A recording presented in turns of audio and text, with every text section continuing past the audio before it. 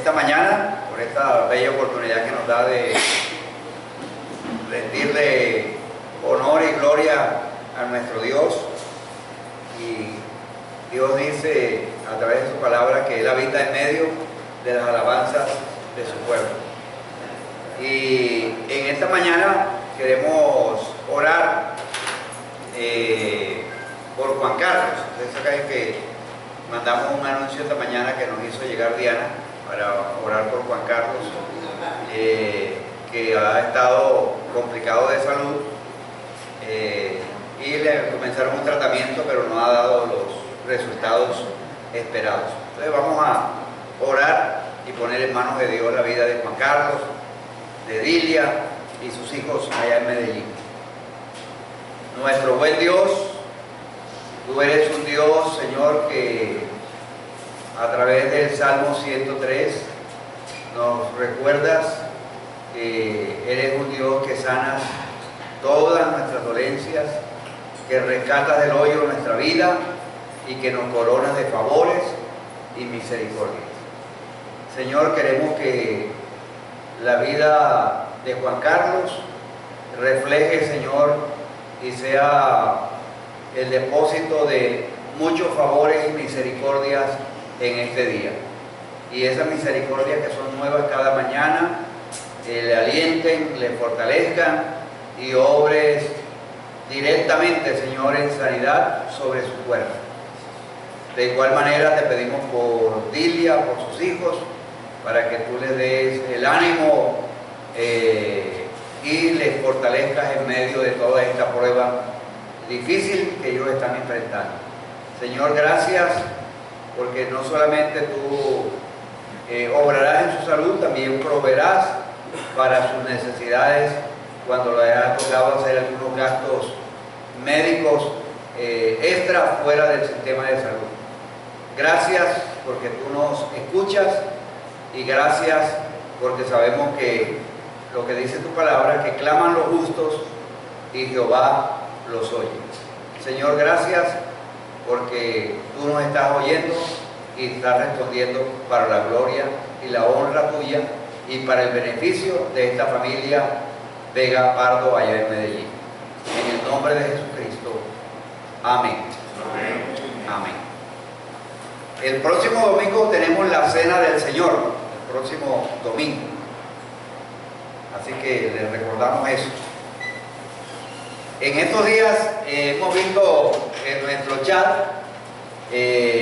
muchas parejas celebrando aniversario. Por ejemplo, recientemente tuvimos a Robinson y Gloria celebrando 26 años de casado. Felicitaciones.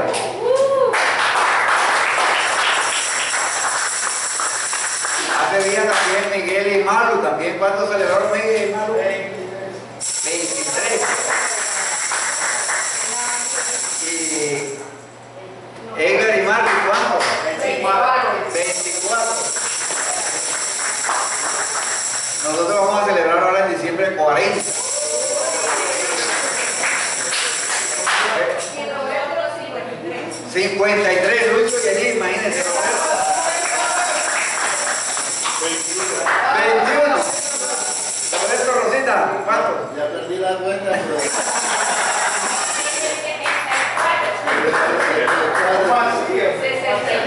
64, imagínate.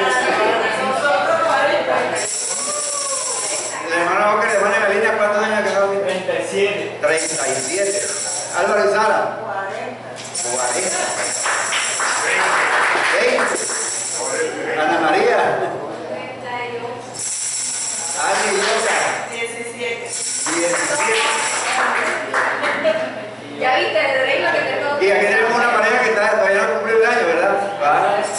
A ver, miren, que está en el problema. Anoche estuvimos en una boda, la boda de Víctor Lozano.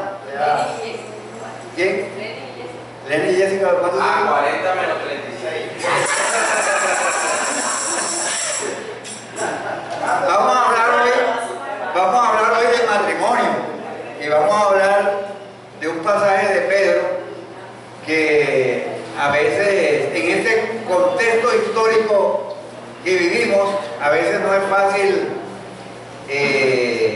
hablarlo, Pero Pedro aborda el tema y uno no puede eludir lo que está ahí escrito, lo que tiene que ver con el matrimonio en cuanto a la sumisión, en cuanto al verdadero liderazgo del hombre en el hogar. Y primero Pedro nos habla en esos 7 versículos de el matrimonio. Y el matrimonio puede llegar a ser un campo de batalla continuo, o puede ser un lugar de crecimiento. O sea, podemos pasar 40 años en un matrimonio, en un campo de batalla, para ver quién es el que, como midiendo la fuerza. No, yo soy el que mando aquí, no, tú no, yo no me someto a ti. Y puede ser un campo de batalla continuo, o puede ser un lugar de crecimiento, donde reconocemos las realidades de cada uno, donde reconocemos las funciones o los roles que tenemos, y en ese propósito es que queremos enfocar el tema en esta mañana. Vamos a orar. Señor, gracias por tu palabra. Gracias, Señor, por cada pareja aquí representada. Gracias, Señor, por los años de matrimonio que hemos vivido, y espero, Señor, por tu palabra, que nuestro matrimonio sea un lugar de crecimiento, no un lugar de competencia, no un lugar de combate, sino un lugar donde crecemos nosotros y crecen nuestros hijos y crece nuestra familia alrededor bajo los principios tuyos. Muchas gracias por tu palabra que nos va a hablar en el día de hoy. En el nombre de Jesús, amén. Este tema del matrimonio siempre es importante porque nos involucra a la gran mayoría. O sea, los que no son casados tienen padres y están inmersos en una familia, y por lo tanto el tema nos incumbe a todos. Entonces vamos a leer el pasaje de 1 de Pedro 3, 1 al 7, y lo vamos a leer en una versión que es la versión Nueva Traducción Viviente. Entonces alguien, por favor, nos va a leer ese pasaje del 1 al 7. Entonces alguien con voz de trueno. De la misma manera, ustedes, esposas, tienen que aceptar la autoridad de sus esposos. Entonces, aun cuando alguno de ellos se niega a obedecer la buena noticia, la vida recta de ustedes les hablará sin palabras. Ellos serán ganados al observar la vida pura y la conducta respetuosa de ustedes. No se interesen tanto por la belleza externa, los peinados extravagantes, las joyas costosas o la ropa elegante. En cambio, vístanse con la belleza interior, la que no se desvanece, la belleza de un espíritu tierno y sereno, que es tan precioso a los ojos de Dios. Así es como lucían hermosas las santas mujeres de la antigüedad. Ellas ponían su confianza en Dios y aceptaban la autoridad de sus maridos. Por ejemplo, Sara obedecía a su esposo Abraham y lo llamaba Señor. Ustedes son sus hijas cuando hacen lo correcto sin temor a lo que sus esposos pudieran hacer. Pero de la misma manera, ustedes maridos tienen que honrar a sus esposas. Cada uno viva con su esposa y trátela con entendimiento. Ella podrá ser más débil, pero participa por igual del regalo de la nueva vida que Dios les ha dado. Trátenla como es debido, para que nada estorbe las oraciones de ustedes. Pareciera que en el relato que hace Pedro hubiera como una desventaja. 6 versículos para las mujeres y uno solo para los hombres, ¿verdad? Entonces, cuando uno lee los primeros 6 versículos, los hombres se frotan las manos y dicen, eso sí, eso necesitan escucharlo. Pero cuando llega al versículo 7, o sea, las mujeres también entonces empiezan a frotarse y a codearlo. ahí al lado para que se den cuenta de cómo tienen que tratarla con entendimiento. Tratarla para que, miren que en ese versículo también tiene toda una implicación también espiritual en la relación con Dios, cosa que no sucede en los primeros 6 versículos. En el versículo 7 puntualiza para que vuestras oraciones no tengan estorbo. Tremenda situación. Entonces vamos a hablar un poquito inicialmente acerca de nuestra apariencia, la apariencia física.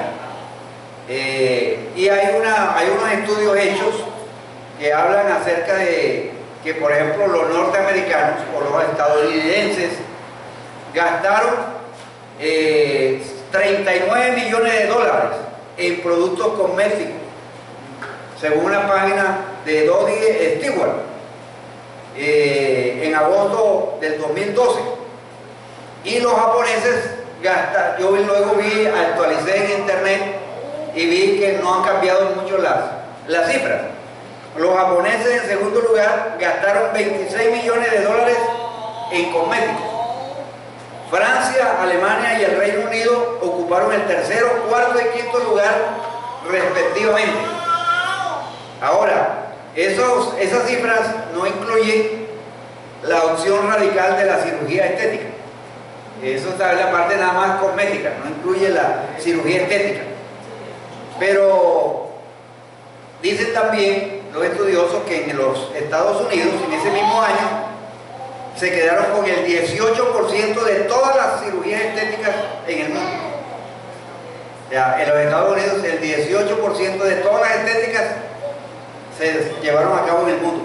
Brasil con el 13%.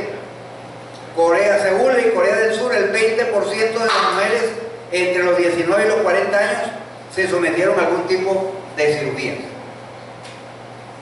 Pero se ha demostrado que nada de eso puede comprar la felicidad. Hay un ranking que tiene que ver con los países más satisfechos en la vida.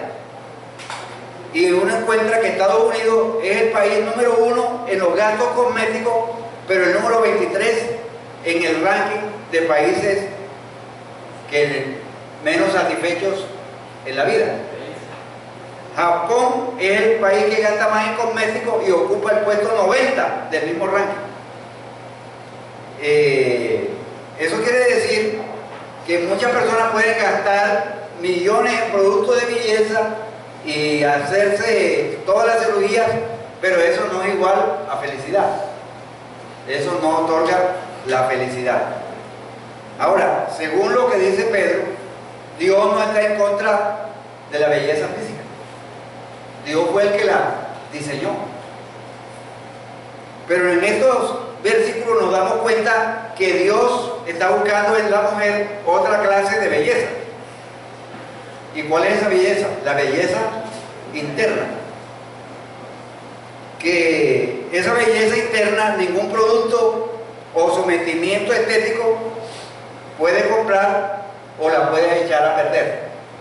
Y esa es de grande estima delante de Dios. Pasan al versículo 6, por favor, atrás, un momentico. Atrás. Dice allí, no se interesen tanto por la belleza externa, los peinados extravagantes, las joyas costosas o la ropa elegante. Ahora, uno podría decir, no, eso solamente aplica a las mujeres, pero es que hoy en día los hombres también están gastando mucho en la parte cosmética. O sea, y queremos hacer cosas para vernos atractivamente hermosos. Y gastamos en cremas y gastamos en todo eso y toda la cuestión allá. Y en los ejercicios y toda la cuestión, que eso no está mal. El problema es cuando esas cosas, tanto en las mujeres como en los hombres, se le da tanta importancia y no le damos la importancia a la parte interna, a la belleza interna. Los versículos del 1 al 6 de Pedro, el argumento de Pedro es que Dios se agrada de aquellas mujeres hermosas que atraen sus maridos a Cristo. a sus maridos incrédulos y los atrae, según el argumento, después de la caída. En la caída hubo un problema, allá en Génesis capítulo 13. ¿Algunos de ustedes se acuerdan cuál fue el problema que afectó al matrimonio, que afectó a la pareja? Según Génesis 3:16. Vamos a leer Génesis 3:16 para ver cuál fue el problema que pasó allá, porque hay que ir a los orígenes. Cuando ellos pecaron, cuando ambos pecaron, hubo un cambio en el diseño original. ¿Cuál fue? Génesis 3:16. Desearás controlar a tu marido, pero él gobernará sobre ti. Exactamente, o sea, miren. Y tu deseo será para tu marido y él se enseñoreará de ti. La mujer empezó a querer dominar al hombre. Exactamente, esa versión, repítelo otra vez. Y desearás controlar a tu marido, pero él gobernará sobre ti. Exactamente. El deseo, y entonces ahí empieza lo que se llama la guerra de los sexos. O sea, el hombre desea imponer su autoridad y la mujer entonces se revela contra esa autoridad. Y eso fue un efecto de la caída. Fue un efecto, aquí podemos, al leer ese pasaje, vemos que Dios maldice a la mujer en ese momento con el deseo de controlar a su marido. Y el marido, en respuesta pecaminosa, quiere ponerla en su lugar. Aquí el que manda soy yo. Dios lo diseñó así. Y empieza la pugna.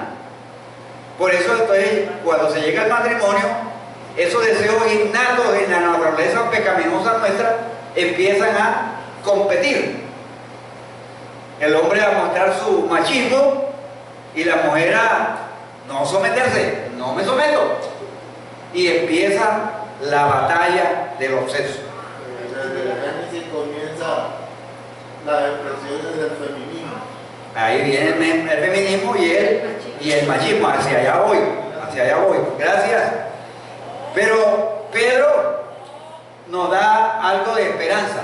Es como el evangelio transforma la relación entre el hombre y la mujer y la pone en el lugar correcto, como fue el ideal de Dios, y no viviendo bajo la maldición de Génesis capítulo 3, sino que Pedro pone la relación matrimonial bajo la perspectiva del ideal de Dios. El ideal de Dios. ¿Saben que a veces hay mujeres que tratan de controlar a los hombres con su belleza física? Uno lo encuentra en el libro de los Proverbios, como la mujer en capítulo 5, 6 y 7 de Proverbios, la mujer echándose pomada, echándose una cosa, trata de seducir a los hombres, atraerlos. Y hay también en el libro de los Proverbios mujeres que tratan de controlar a los hombres con palabras, criticando, quejándose, irritándose. Eso está en Proverbios. Yo les voy a dar los versículos. Vamos a leer esos dos versículos. Proverbios 19:13 y Proverbios 27:15.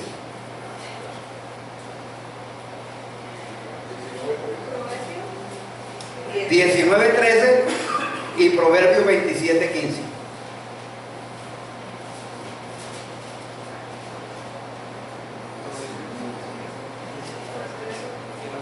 Recuerden que el matrimonio puede ser un campo de batalla continuo o puede convertirse en un lugar de crecimiento. ¿Qué dice Proverbios 19:13? Una esposa que busca pleitos es tan molesta como una gotera continua. Imagínense, una gotera continua. En la Segunda Guerra Mundial, una de las torturas que utilizaban era sujetar a la persona, ponerla boca arriba, le inmovilizaban la cabeza y le ponían una gotita de agua que le caía en la frente. Imagínense, una gota, o sea, bueno, o sea, muchos de nosotros podemos entender eso. Proverbio 27:15. ¿Qué dice?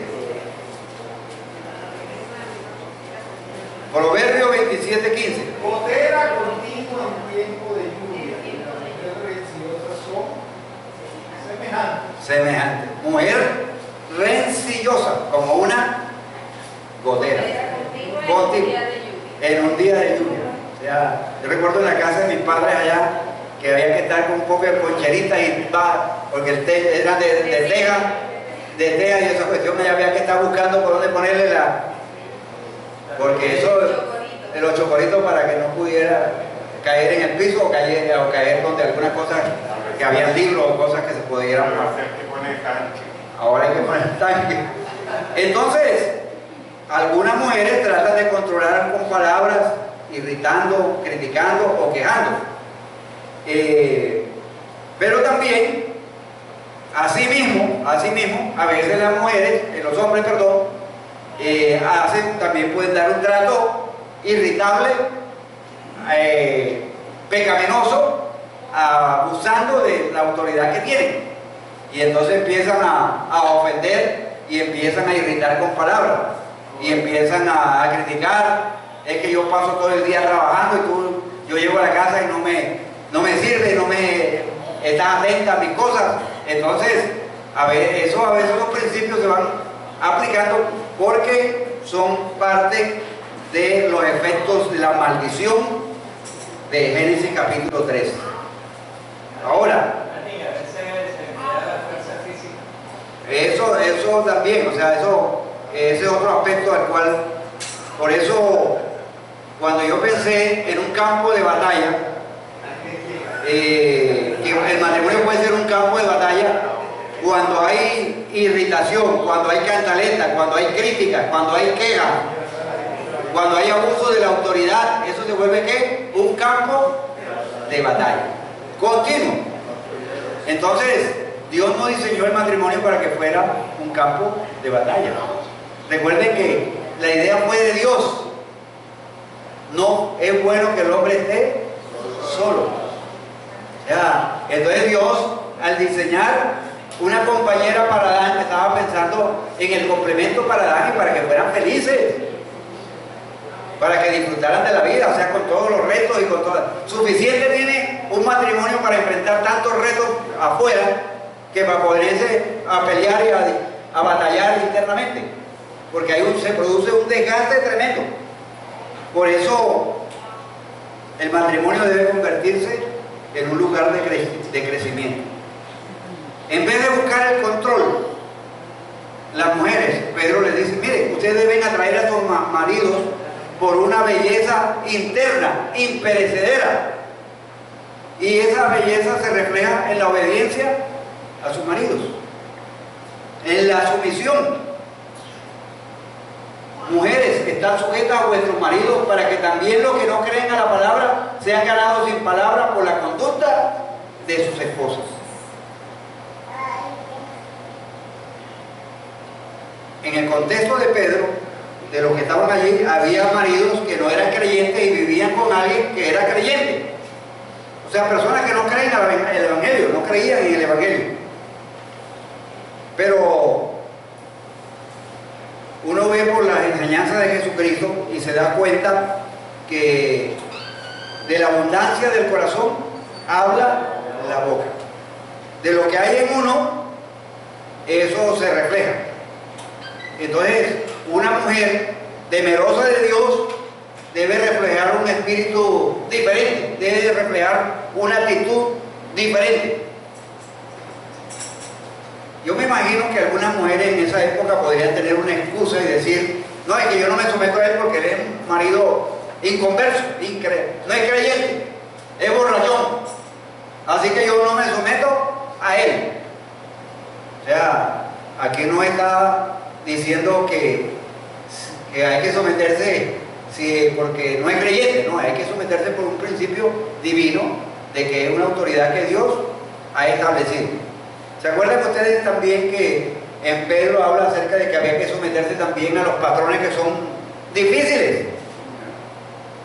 Hay patrones que son difíciles, o sea, en Pedro le dice, no, también hay que someterse a ellos. como seres humanos, por nuestra condición pecaminosa, es que no nos gusta que nadie nos diga lo que tenemos que hacer. Eso es un problema innato en nuestra naturaleza.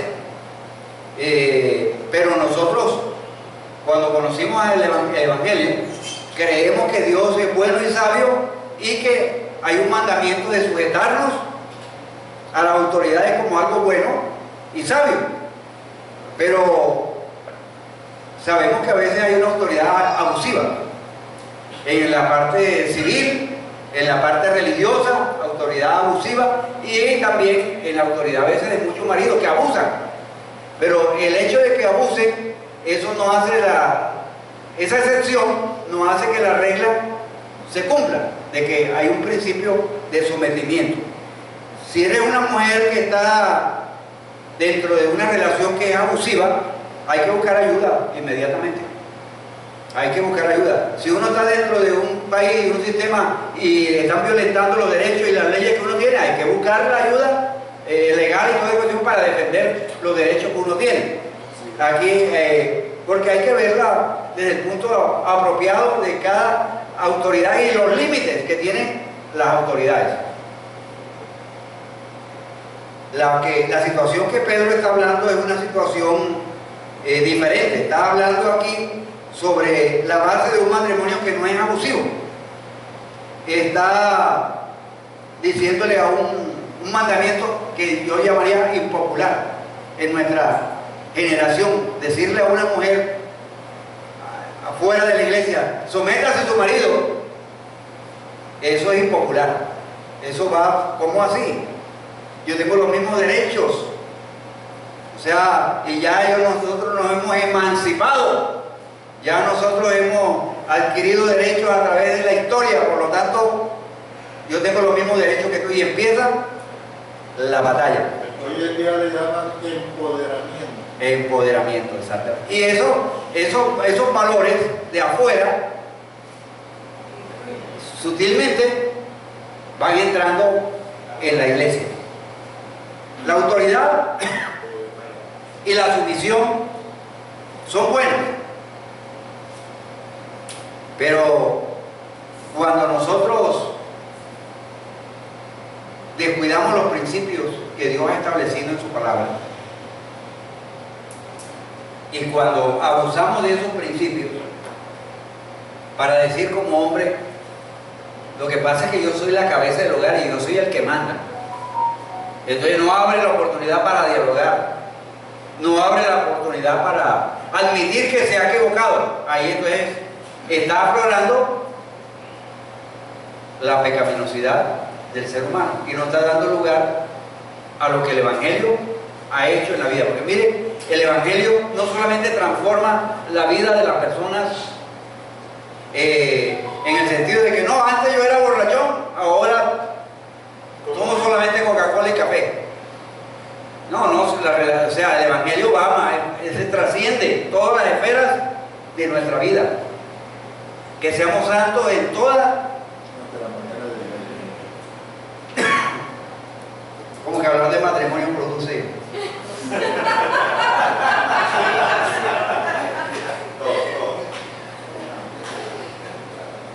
Entonces, Dios creó. Hay que volver al principio cuando Dios creó al hombre. Dios lo creó para liderar, para proteger, para cuidar a las personas que están bajo su liderazgo. Y Dios creó a la esposa para que fuera su ayuda idónea. Y la palabra idónea, esa es la que como que la que encaja perfectamente la que él necesitaba, idónea.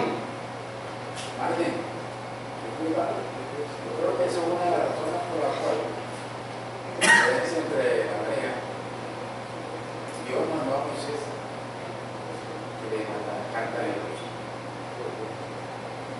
que se divorciara Por la dureza del corazón. exactamente.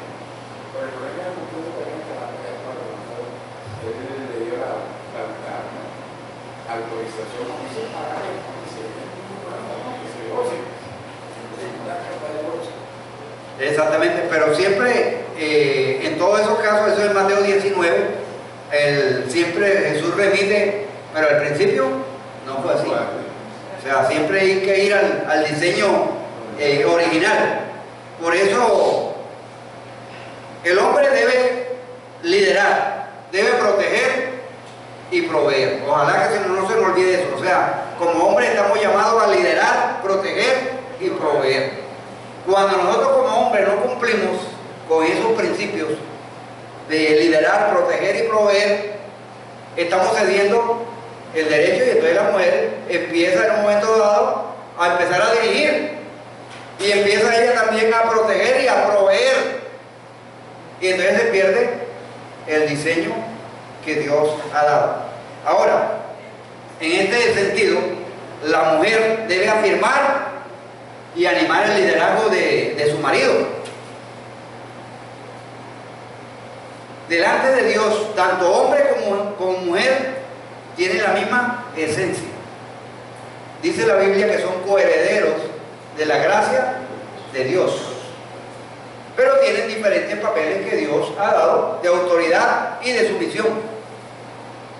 La autoridad y la sumisión son buenas, reflejan el carácter de Dios, porque si no hay autoridad, todo sería un caos, una anarquía. Pero la rebelión contra la autoridad del esposo o contra las autoridades llega a reflejar también el carácter de Satanás, porque se recuerda que Satanás no quiso someterse a la autoridad de Dios. Él decidió ir en contra de lo que Dios era en esencia y lo que Dios quería.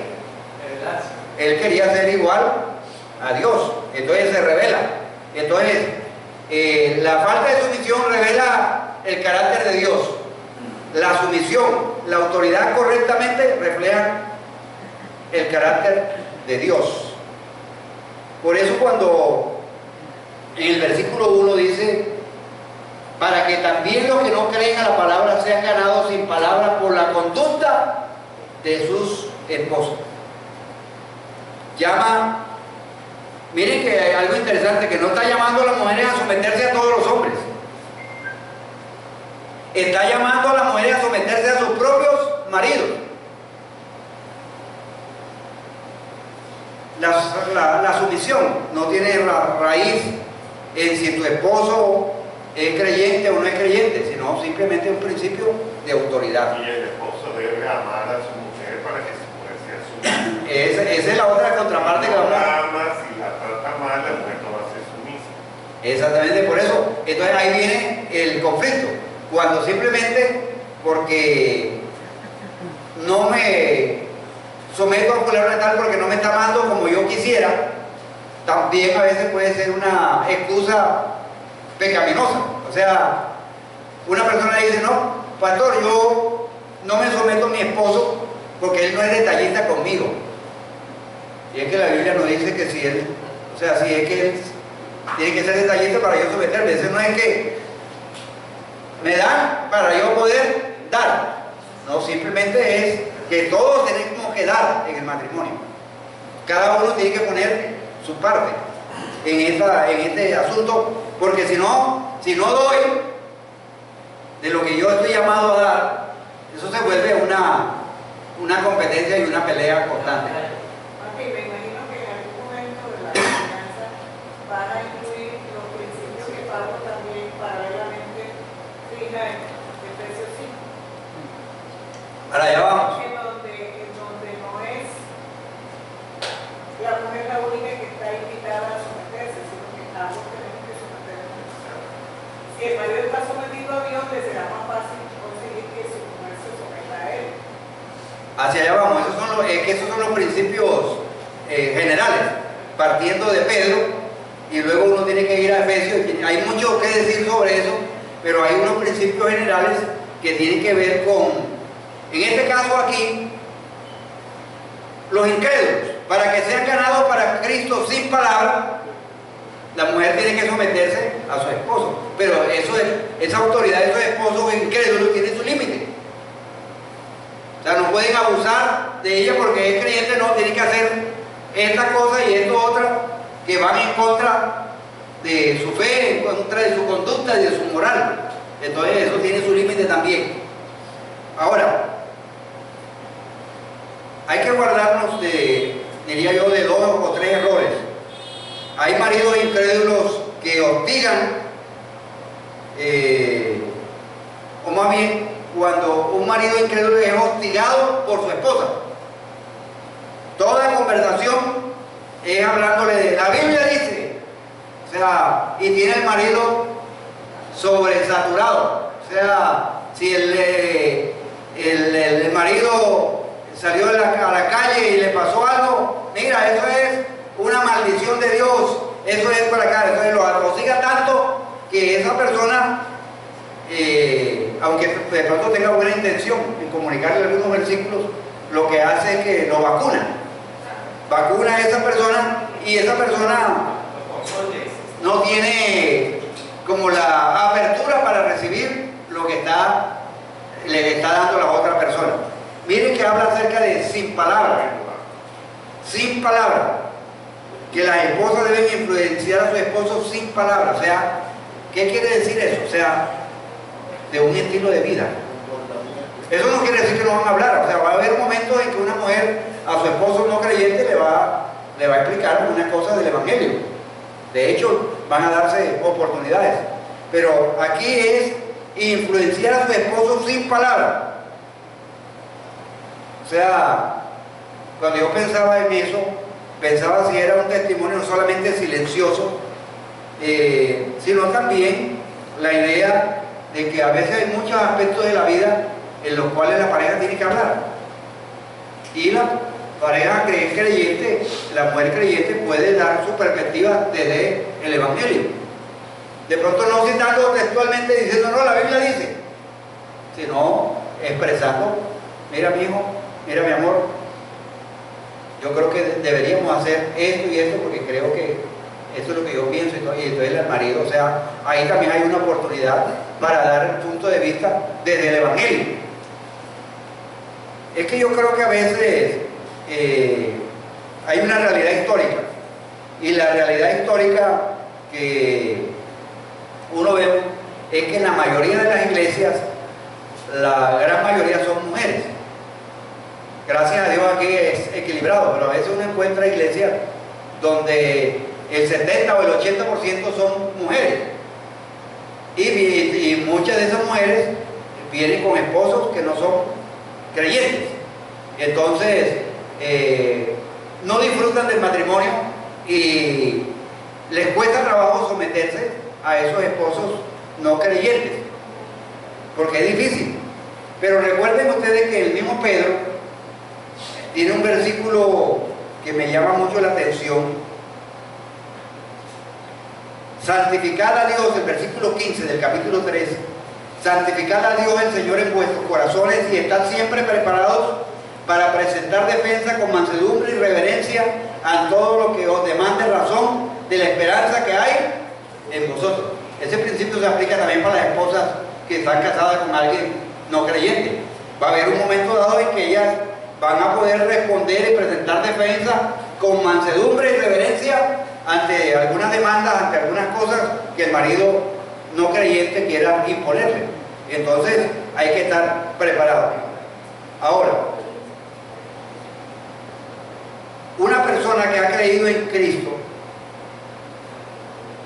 es una persona que tiene en quien poder echar todas sus ansiedades y todas sus cargas. Pero una mujer que ya ha conocido a Cristo también empieza a producirse un cambio de conducta, un cambio, un estilo de vida. Y eso sale a flote en sus conversaciones. Es que miren, lo que yo en el versículo que citó Jesús, o sea, de la abundancia del corazón habla la boca. Si uno ha conocido a Dios y conoce el Evangelio y lee la Biblia, en sus conversaciones va a salir eso, o sea, así no diga uno en el Antiguo Testamento, en el capítulo tal y tal, no, pero en las conversaciones va a salir lo que uno cree, la fe que uno ha experimentado, los cambios que uno ha experimentado. Por eso cuando Pedro dice allí que por la conducta de está hablando de que permitan que el Evangelio trate en la vida de esa mujer para incrementar y magnificar su belleza interior. Miren el desafío que se presenta aquí. En los tiempos de Pedro, había muchas mujeres que se interesaban por la belleza externa. Y Pedro los describe. Peinados extravagantes, según esa versión. Joyas costosas o la ropa elegante. Pedro no está diciendo que eso es pecado. ¿Cierto? Ahí no está diciendo que eso es pecado. De que una mujer, por ejemplo, use su cadenita, que use su arete. O sea, no está diciendo eso. Que no pongan énfasis en esa parte. Exactamente, o sea, que el énfasis no esté allí. Miren lo que dice en esa: vuestro atavío no sea el externo de peinados ostentosos, de adorno de oro, de vestido, sino que el interno. O sea, pongan el énfasis en el interno, en el corazón, en las palabras. O sea, de una manera u otra, una mujer que teme a Dios, una mujer piadosa, se arregla, pero su mayor virtud es la parte interior. ¿Se acuerdan ustedes lo que dijo Salomón en los Proverbios? Que vana es la hermosura, pero la mujer que teme a Dios, esa será alabada. Pero hay una hermana de los pentecostales que están en la cara limpia. Esa es la otra cara de la moneda. Sí, esa es la otra cara de la moneda. O sea, entonces miren, Pedro le está diciendo a esta mujer: miren, no pongan la esperanza de atraer a su marido por la belleza física, porque la belleza física en un momento dado se desvanece. O sea, cuando nosotros nos casamos, y cuando yo me casé era joven, apuesto, hermoso. Si no, que lo diga ya. Si no me lo diga ya. O sea, pero ¿qué pasa con el tiempo? O sea, uno se va desgastando, se va desvaneciendo. O sea, ya para bajarse de la cama. O sea, ya es un proceso, o sea, porque eso se desvanece. Pero la belleza interior, tanto de un hombre como de una mujer, lo que es, eso no se desvanece. Eso más bien se fortalece, crece. Por eso es que hay que tener una actitud, es hacia lo interno, hacia lo íntimo del corazón, porque eso es lo que embellece y atrae. Si no, díganme ustedes, mujeres, ¿de qué se sirve un hombre todo musculoso, todo bonachón, todo con una cara bien bonita, pero cuando ustedes se van a montar a un carro, o sea, ni siquiera tienen en cuenta que abrirle, o si va en un bus, ese tipo bonachón allí, va sentado y todo cuestión, y usted llega con una bolsa, y con esa bolsa tiene que irse parada, porque o sea, ¿de qué le sirve la belleza a ese? O sea, pero hay personas que no son tan elegantes, no son tan hermosos, pero ¿por qué conquistan a una dama? ¿Por qué? Son atentos, es amables. No, tienen buena barba, ¿cierto? Por el dependiente de mí, me caigo en la puerta del bus.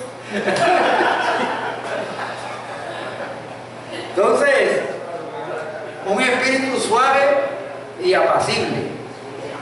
En el griego, esa palabra suave y apacible habla de humildad.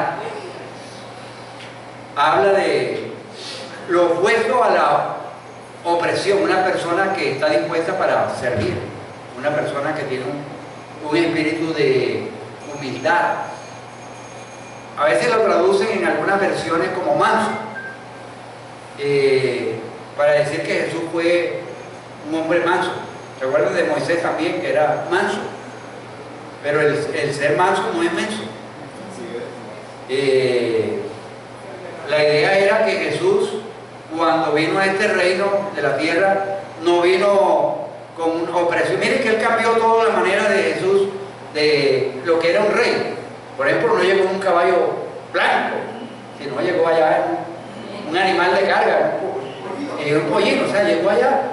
O sea, contrario a todo lo que en esa época se conocía como era la opresión y el imperio de poder militar. O sea, nació en un pesebre, o sea, todos los contrastes, todos los contrastes. O sea, en el sentido de la paz que Cristo da es como opuesta al ruido de la guerra. Una mujer con un corazón apacible, que es preciosa ante los ojos de Dios, cualquier hombre que sea, por muy inconverso que sea, llega rendido a los pies de Cristo. Eso no aguanta a una mujer que tiene un espíritu tierno, sereno, servicial. Yo recuerdo una hermana allá en Cartagena que su esposo, muy difícil, pero esa señora tenía una disposición para servirle a él. Si estaba en una reunión de pastor, yo me voy porque tengo que a mi señor, o sea, la llamaba a mi señor, voy a dejarle la comida lista ya a mi señor, y organizaba todo de tal manera, o sea, y ese señor llegó a conocer a Dios, o sea, por ese estilo de vida de ella, de amarlo, y no era porque él era una cosita así de una perita en dulce, pero ella decidió amarlo y decidió someterse a él. Ahora, mis amados hermanos y hermanas, tanto para los hombres como para las mujeres, la belleza física se desvanece. Entonces hay que invertirle más. Miren que esos países que mencioné al comienzo, o sea, le invierten mucho a la parte externa. Y sabe que también le invierten en gran cantidad a las mascotas. Gran cantidad de dinero, pero muy pocas veces se invierten a la parte interna. Entonces tenemos un desafío de colocar nuestras prioridades en lo interno, tanto nosotros como hombres, como mujeres, los valores del reino de Dios, el amor, la paz, la paciencia, esas cualidades que no nos las prescribe un médico, esas cualidades que no las encontramos en un elixir, que no las encontramos en un medicamento, sino que son producto de una relación con Dios. Miren, Pedro le dice a las mujeres, miren, tomen como ejemplo a las mujeres antiguas. Tenían esperanza y temor en Dios. Pasa el otro, bueno, allí. Miren, así como lucían hermosas las santas mujeres de la antigüedad, esa versión la llama santas mujeres.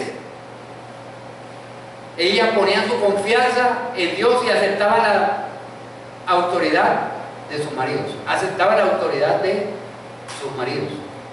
Pero también aquí para nosotros, los hombres que estamos acá, la pregunta es ¿cómo estamos nosotros ayudando a que nuestras esposas crezcan? No solamente, no decir que crezcan en que se sometan a nosotros, sino que crezcan en su comunión con Dios. ¿Qué espacio estamos dando a nuestras mujeres para que crezcan y se desarrollen espiritualmente? ¿Qué le estamos dando? ¿Qué le estamos ofreciendo a nuestras esposas? Para que crezcan y se desarrollen en Dios. Porque es fácil exigir y decir, no, tiene que someterse. Pero también es de dar liderazgo, de dar protección, de dar provisión. A veces hay maridos que piensan, ahí está la comida, llevan la comida a la casa y ahí está, ya yo cumplí. No, ese no es el todo. Es protección, dar dirección, dar liderazgo, amar, como dice Efesios, o sea, amar a vuestros maridos. Miren que a los hombres no le dice sométanse a las mujeres, aunque más adelante habla de igualmente, que implica también el sentido de la sujeción mutua. el uno al otro, pero habla de amar ¿a quiénes? A sus esposas. Como Cristo amó a su iglesia. Como Cristo, es que tremendo. Aquí el ejemplo se remonta a Sara y Abraham. Allá en Pablo remonta y la pone la vara más alta. Es así como Cristo amó a la iglesia. ¿Y cómo amó Cristo a la iglesia? ¿Veas que la iglesia hizo algo extraordinario para que Cristo la amara?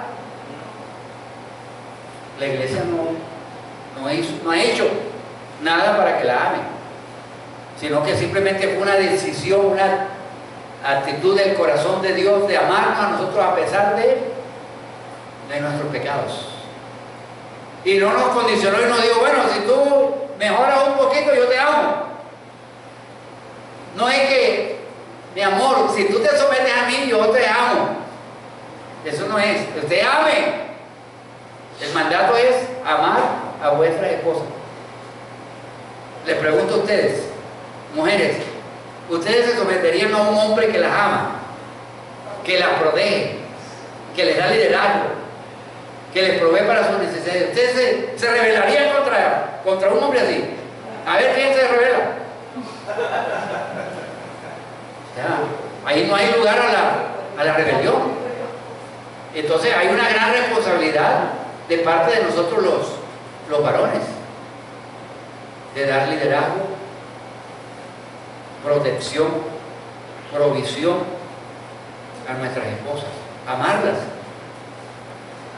Y amarlas no es simplemente expresar palabras, es cuidarlas. O sea, es cuando están cansadas, ver cómo se puede ayudar a que la mujer pueda descansar. O sea, eso tiene más ingredientes en cuanto al amar. Entonces, recuerden que estas mujeres les daban una cátedra en la antigüedad, eran unas maestras del bien. Pero nosotros los hombres tenemos un maestro, el Señor Jesucristo, que nos dijo que Él amó a la iglesia y que Pablo nos dice que debemos amar a nuestras mujeres como Cristo amó a la iglesia. Ahora, cuando uno lee este pasaje y ve el panorama, uno dice, en nuestra sociedad hoy en día, en nuestra sociedad occidental, porque para la sociedad oriental y para los orientales, que una mujer se someta a su marido no es tan difícil, porque es parte de su cultura y de su ADN. Pero en nuestra cultura occidental es complicado, porque eso es contrario a nuestra intuición, es contrario a nuestra naturaleza pecaminosa, porque nuestra naturaleza pecaminosa no le gusta estar gobernada, no le gusta estar sometida. Por eso, y menos a estas mujeres que tenían esposos que no eran creyentes. Entonces tenían como razones para decir, yo no me someto. Por ejemplo, el movimiento feminista. Ellos critican a la perspectiva cristiana sobre los géneros y señalan el hecho de que los hombres son unos machos dominantes. ¿Cómo que le llaman? El macho alfa. Pero me temo que a veces muchos varones cristianos con sus hechos validan ese argumento, porque están mostrando esa imagen. Están mostrando esa imagen de que son unos machos dominantes. Entonces el feminismo dice, o sea, no vaya, hay un macho dominante, yo ante un macho dominante no me someto. Pero se olvidan de que el dominio del hombre es un resultado de la maldición, no de la creación. La creación no fue así, el plan original no fue así. La Biblia está en contra de una actitud o una conducta de un macho que trata de someter a su esposa a la fuerza. Pero también, la trata como si fuera una posesión. como una posesión, pero también está en contra de una mujer que quiera obtener o ganar los favores de un hombre a través del atractivo físico y del no someterse a Dios. Entonces, a veces en nuestra cultura uno ve, por ejemplo, que hay hombres que tienen una moto hermosa y tienen que tener una mujer también que vaya comparada con la moto. Con la moto, o sea, Con un chorcito por aquí, así. Y la camiseta aquí, Ah, Victoria. entonces, pero eso es tratar de comprar, y entonces a veces la mujer en ese sentido, en su feminismo, a veces también se ha rebajado a ser un objeto de compra y venta, una competencia. Entonces, tanto la conducta machista como el feminismo también es una distorsión del plan original de Dios. Miren, yo estaba leyendo un libro de Gary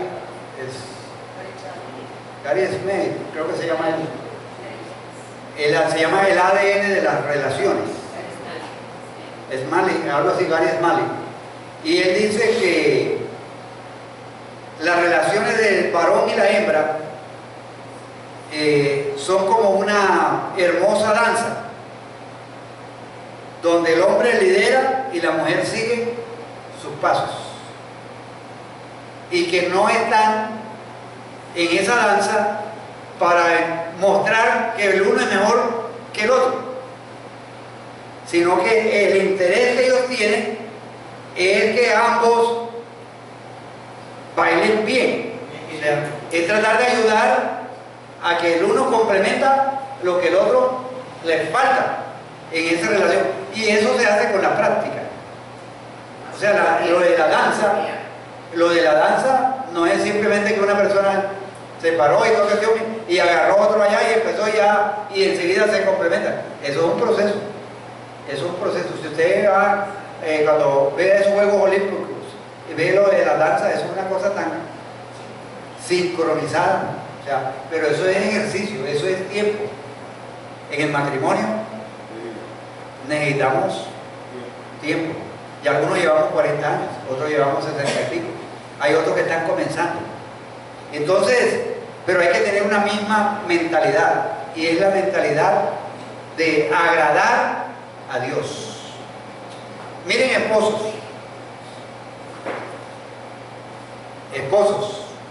Martín y los demás que estamos aquí, dice en el versículo 7, vosotros maridos igualmente, o sea, ustedes no quedan por fuera,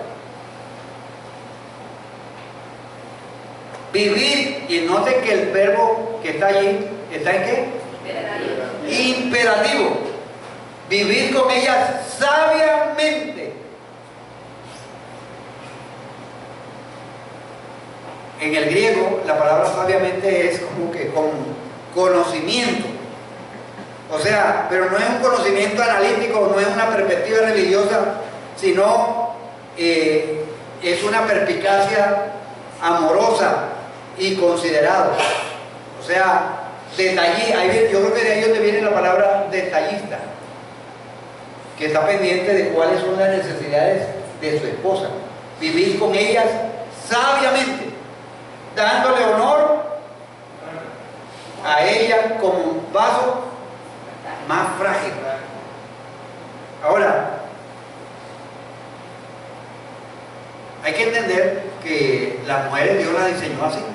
Aunque hay algunas mujeres que yo vi en estos días, le dije a Chacho, una señora allá, que mejor dicho, que le pone la mano a uno y lo tumba. Robusta, exactamente. O sea, pero cuando habla de débil, o de en ese sentido acá, de vaso más frágil, no quiere decir porque es en la parte física, aunque realmente Dios diseñó a veces la mujer en eso, para una serie de trabajos y una cosa de menos exigencia física. Pero cuando habla de frágil, está hablando acerca también con la parte interna, sus emociones. La mujer es más vulnerable, más sensible. Y entonces, a veces los hombres tenemos el potencial de poder construir y ayudar a las esposas o simplemente dejarlas y no apoyarlas. Miren que este versículo habla de vivir con ellas sabiamente. O sea, alguien dijo, yo sueno bien, refiriéndose a su marido, porque mi esposo me sabe tocar bien. O sea, que ella podía producir unas armonías porque su esposo le tocaba bien, o sea, su esposo la trataba bien. Entonces, esposos, o sea, ¿cómo estamos tratando a nuestras esposas? Estamos viviendo con ellas sabiamente, o la estamos guiando hacia a la fuerza, o con palabras, o con críticas. ¿Usted cree que una mujer camina, entonces la está criticando todo el tiempo? Ah, ese vestido. Tiene que salir a hacer ejercicio, darle 3 vueltas a la cuadra. O sea, ¿usted cree que eso es motivación? ¿O eso es ánimo para ayudar a que la persona... O sea, ¿cómo estamos actuando sabiamente con nuestra marida? A ver, mujeres, denme un ejemplo. Voy a escuchar a las mujeres, ¿qué esperarían de que un hombre la tratara sabiamente? ¿De qué manera? Específicamente de una manera práctica. Que ayude con las cosas, con la crianza de los hijos, con los oficios de la casa. Exactamente, o sea, eso es un trato sabio, o sea, colaborar con la crianza. Por ejemplo, lo que somos padres de familia, lo que son maestros en los colegios, ¿quiénes son los que van a las reuniones de los padres de familia? Las mamás, ¿cierto? Y los varones en la casa, o sea, eso es como una tarea, no, sabiamente a la mujer, o sea, acompañarle. Si de pronto no la mando sola a ella, yo le acompaño, porque no lo son los hijos de ella, son nuestros hijos. En las vueltas médicas también. ¿Ah? En las diligencias médicas. En las diligencias médicas, correcto, específicamente. Yo tengo un carácter volado. Ajá. Con la pólvora encima casi siempre. Soy de una manera en que hablo de esa manera. Depende de que yo les traigo, pues, ¿qué es lo que te pide de mal uso? La palabra algo se llama de sal. Claro. Esa es una manera práctica. Que esté atento, que esté en la casa, pero que esté atento de cuando uno está en la casa, pues muchas veces necesita de su ayuda. Eso. Gracias a Dios, lo he tenido siempre. En estos días de así. Ahí está mi bastoncito. Exactamente, o sea, ¿Gustavo iba a decir algo? En Efesios 5, los versículos 28 y 29 dice, así también los maridos deben amar a sus mujeres como a sus mismos cuerpos. El que ama a su mujer a sí mismo se ama, porque nadie aborreció jamás a su propia carne, sino que la sustenta y la cuida, como también Cristo a la iglesia. Es decir, como un antídoto ahí contra el egoísmo y la empatía, ¿no? Porque está hablando, tienes que considerarte de que ella hace parte de ti y que así como tú te cuidas y te sustentas, entonces debes sustentarla a ella también, o sea, procurar que ella también esté. Sí, gracias, Tavo. Eso se me pasó por alto, porque en el mandato allí de Efesios no solamente es que amar como Cristo amó, sino amar como nosotros amamos nuestro cuerpo, como cuidamos nuestro cuerpo. Y cuando nosotros los hombres estamos enfermos, mejor dicho, ahí eso allá nos gritamos, dolemos. En cambio, a veces la mujer enferma tiene que pararse, preparar las cosas y todo que están allá. Roberto. Una cuestión práctica, por lo que estaba diciendo Gustavo, y es que esa batalla en el hogar, en nuestro contexto, puede llegar hasta inclusive en las relaciones íntimas, donde el hombre, por sentirse que es el poseedor, no tiene en cuenta que su esposa está cansada, que ha tenido un día difícil y entonces en la noche quiere exhibirle relaciones íntimas. La otra cara de la moneda, cuando el hombre trata despectivamente a la mujer, entonces la mujer se niega y le dice, como dicen hoy en día, los servicios están cortados. Hasta allá puede llegar esa batalla. Entonces, recuerden que el tema que yo escogí decía que el matrimonio es un campo de batalla continuo o es un lugar de crecimiento. Fernando. Yo tengo dos hermanas que están separadas de sus esposos, pero como ellas fueron las mayores, nosotros venimos los 7 varones, venimos después, pero mi mamá fue sabia con nosotros en enseñarnos cosas de la casa, porque ella decía, eso les va a servir a ustedes en el matrimonio. En mi esposa, mis hermanas dicen, oye, ustedes cómo quieren a su esposo, nosotros conseguimos unos maridos así, que nos ayudaran en la casa, que nos ayudaran con cosas en la casa, que le cocináramos a las esposas. Mi hermana se lamenta de no haber conseguido hombres, sino hombres que les enseñan a ellos. Gracias, hermano, por esos ejemplos prácticos que ustedes han dado, de vivir sabiamente. Recuerden, ellas, las mujeres, son unos vasos más frágiles. Recuerden, ellas son también coherederas de la gracia de Dios. O sea, que los beneficios salvíficos de Dios para nosotros también le pertenecen a las mujeres. O sea, no es que porque no, yo soy salvo porque Dios me hizo hombre. Miren que en la concepción judía, o sea, muchos judíos decían, tenían hasta una oración: Señor, gracias porque no me hiciste ni gentil ni mujer.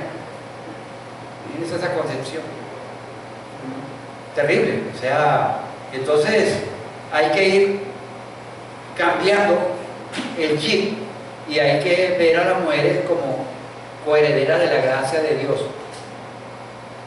Y a veces nuestras oraciones pueden tener estorbo. Y a veces nos preguntamos, ay, yo le oro a Dios y Dios no me responde. ¿Por qué será? ¿Cómo estás tratando a tu esposa? ¿La estás amando? ¿Le estás sirviendo?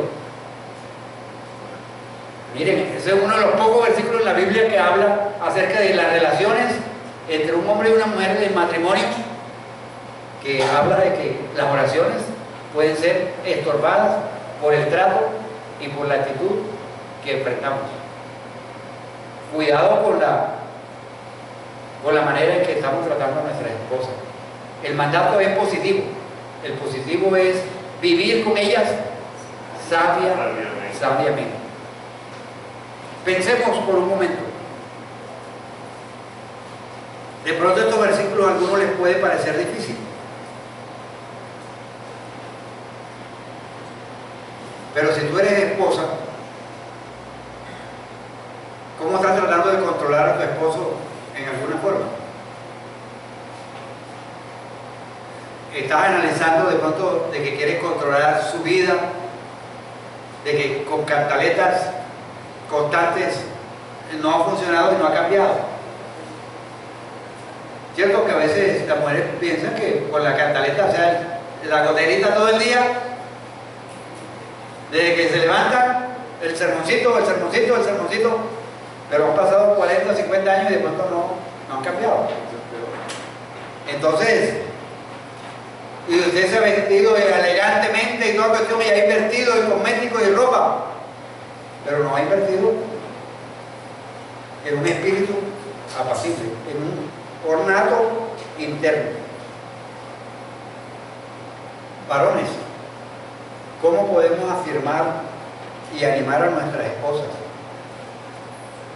Dando liderazgo. Dios nos llama a mí también, o sea, eso nos incluye a todos, o sea, dar liderazgo en el hogar. Hermano, esposo, si estás fracasando en comprender o honrar a tu esposa, ¿Cómo puedes cambiar esa situación? O sea, no es simplemente reconocer y decir, oye, de pronto mis oraciones están teniendo estorbo. Oye, yo no estoy honrando y no estoy amando a mi esposa. Porque uno puede llegar a ese punto de lo reconoce. Pero la pregunta que yo quiero hacerme, y les hago a ustedes también, es: ¿me voy a quedar solamente en la comprensión intelectual de eso? Sino que, ¿qué voy a hacer? ¿Qué voy a hacer frente a esas realidades que me pone la palabra de Dios? El matrimonio, o sea, yo creo que es la aventura más hermosa que hay de poder disfrutar la vida con alguien que es diferente a uno, que alguien que no es ni su familia. Yo siempre he dicho que uno se casa con alguien que no es nada de uno. Exactamente, o sea, pero que uno conoce a esa persona y empieza a construir, sobre la base de una promesa que se hace el uno al otro. ¿Se acuerdan que cuando nos empezamos a decir, yo te amaré a ti en el tiempo de enfermedad, en el tiempo de necesidad, esto yo te amaré hasta que la muerte? Pero pareciera que a veces en el camino eso se nos olvida. Exactamente, que cuando están en las buenas, o estamos en las buenas, para adelante, ay amor, ay, pero cuando llegan las malas, tenemos un desafío. Pero lo más importante de todo eso es que Dios mira con mucho agrado lo interno de nuestro corazón. El tratamiento que Dios quiere darnos a nuestro corazón, tanto hombres como mujeres, para poder restablecer el ideal de Dios. Es que uno dice, bueno, si Adán y Eva no hubieran hecho lo que hicieron, hombre, nosotros seríamos los más felices aquí en esta tierra. Pero lamentablemente fallaron el ideal de Dios. Pero el Evangelio, esa es una de las esencias del Evangelio, es tratar de reconstruir el plan. Recuerden en el libro de Romanos que dice que por el pecado de un hombre entró, por la desobediencia de un hombre entró el pecado del mundo, Romanos 5:12, pero que también por un hombre entró la salvación. O sea, por un lado vino el efecto de la caída, pero por el otro lado vino la reconstrucción de una nueva vida. Vamos a orar. Señor, gracias. Gracias por tu palabra. Gracias por estos desafíos.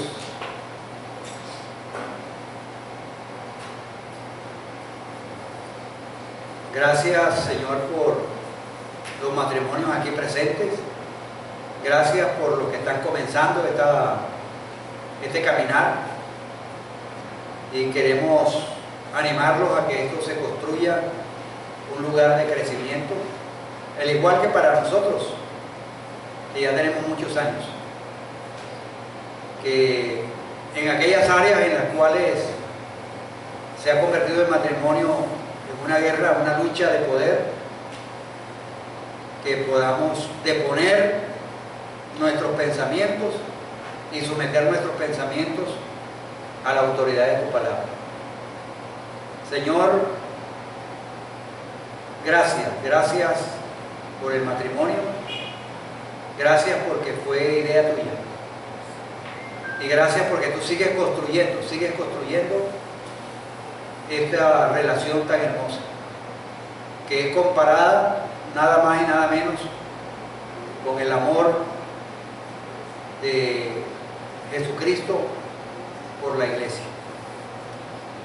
Señor, ayúdanos a construir estas relaciones, y gracias por los hijos, y que en la medida en que nosotros vivamos a la luz de los principios de tu palabra, eso va a repercutir también en nuestros hijos. Vamos a tener hijos con matrimonios que se enfocan en Cristo, y también tenemos la esperanza, Señor, de que esposas que tienen esposos que no son creyentes, por el estilo de vida, la conducta y ese corazón afable, van a ser ganados sin palabras por ti. Gracias por estas lecciones de Pedro. Alabamos y bendecimos tu nombre en Cristo Jesús. Amén. Amén. No hemos terminado el tema. No creemos, seguimos. Que Dios nos bendiga a todos y que disfrutemos día a día de nuestro matrimonio.